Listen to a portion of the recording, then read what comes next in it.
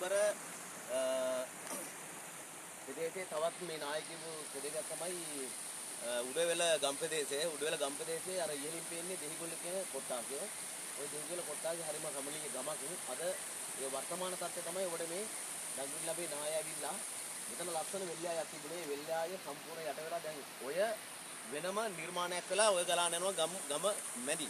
ඔබට පේනවා ඇති මේ දර්ශන තුලින් මේ ලස්සන මේ ගම්ප්‍රදේශවල වෙලා තියෙන ඉඳලා තව ඉදිරියට යනකොට අපිට ගොඩාක් දේවල් දකින්න පුළුවන්.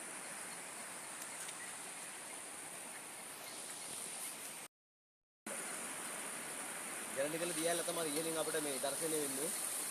ඒ කඳු වැටිය, ඒ වගේම මේ නකලස් කඳු වැටිය තමයි මේ සම්පූර්ණ මේ පෙන්නේ මේ සම්පූර්ණම මේ නකලස් කඳු වැටිය මේවරට නායි ගිහිල්ලා ගම් දනව් ඔක්කොම විනාශාත්මක පත්ලා තිබෙන්නේ. දැන් ඔබට පේනවා ඇති මේ දර්ශන තුලින් මොකද්ද මේ ගම්පිරිසර වෙලා තියෙන විපත කියලා. මේකට හැබැයි ජීවිත හානි අවු වෙලා තිනවා. ඒක අතකින් ඒක තමයි වාසනාවන්තම දේ ප්‍රකාශ කරන්න පුළුවන්.